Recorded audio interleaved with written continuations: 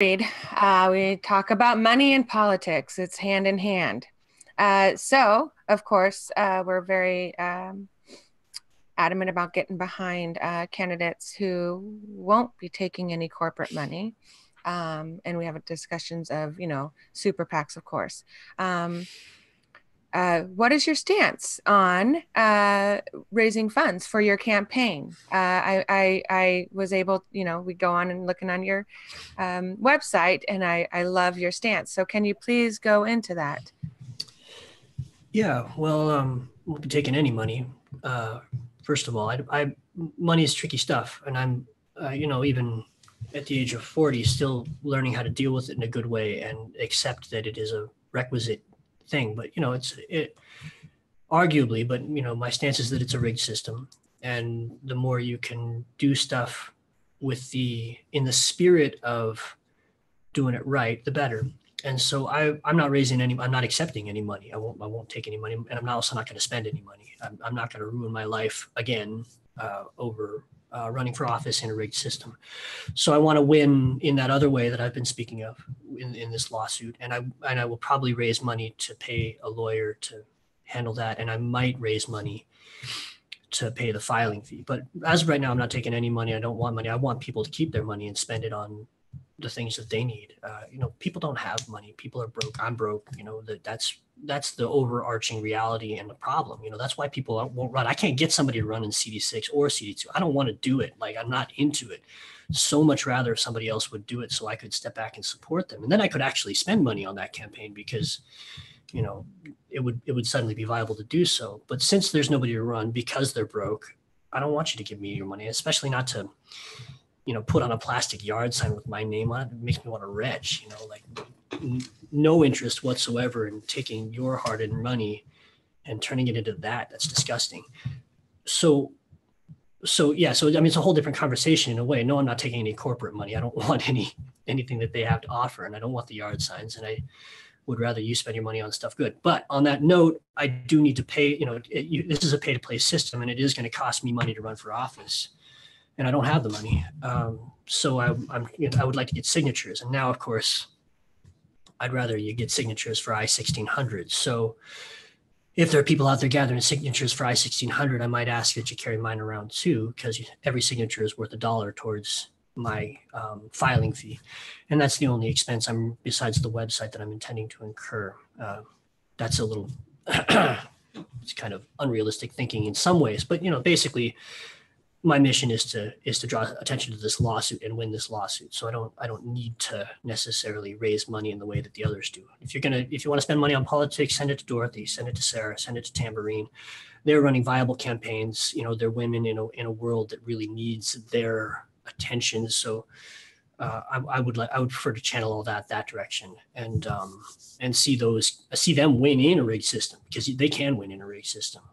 I'm not that I can't, that's not what I want to spend all my time doing. Does that answer your question, Rhonda? Yeah. So how many signatures do you need to be able to not have to come out of pocket yourself to get on the ballot? 1,774 valid signatures. And generally speaking, it's wise to get twice that, just because, a little error is going to cross them off the list. A lot of people don't know what congressional districts. So I effectively need 2,500 or 3,000 signatures from Congressional District 2 specifically, which is like, from Briar and Mount Lake Terrace, where my hood up north through Everett and out to Anacortes, and I think it ends south of Marysville. And then will you need this for CD6 if not really? I mean, the CD6 run is really on principle. It is awareness thing, and it's a write-in. So, I mean, I actually will probably gather signatures in CD6 to be registered as a write-in. But again, short of a mass awakening, it's really that one is almost a protest campaign, because nobody will do it. I'm going to put my name out there so that people don't have to vote for a person that doesn't represent them. I don't believe that a person should be obliged to vote for Derek Kilmer, even though he has sold them out. I think that they should at least have some candidate that they can put in there. And that's more of my reason for running in CD6. And I actually live in CD6. I don't live in CD2. It's where I come from, and the people I resonate most with, having gone to school there and lived there for the majority of my life. So I may actually Thank you. I may actually gather signatures for the write-in process, but that's a later thing, and it's so complicated to talk about that people don't have time, and we'll see about that. But it's the same number of signatures. Wonderful. So we are coming down to the last 10 minutes of this interview. We will be doing a second part as we do try to give enough in the same amount of time for each candidate to look forward. What I'd love to get from you now is you to do your official, I am Tyler Vega, I am running for blah, blah, blah, and a good closing overall statement of your campaign and what you'd like everybody to know about you. Sure. Well, my name is Tyler Vega. I'm running for Congress, the House of Representatives in Congressional District 2 of Washington State. I will also presumably run in the general as a write-in in CD6 unless a miracle takes this. I'm running specifically to draw attention to the court case Laverne versus House of Representatives, and I will be joining the suit to sue the House of Representatives for representation, because the core of the problem that we have in our country is that the people are not involved with their government. What is required is that the House of Representatives be a manageable size, and I mean bigger, not smaller, and that the people be engaged with the government. Otherwise, it's just going to get worse and worse and worse and worse and worse. And that is the thrust of the campaign. And where can people find you?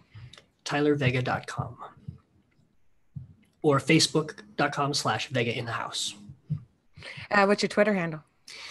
At Ty Vega for Congress, at Tango Yankee, Victor Echo Golf Alpha, number 4 Congress.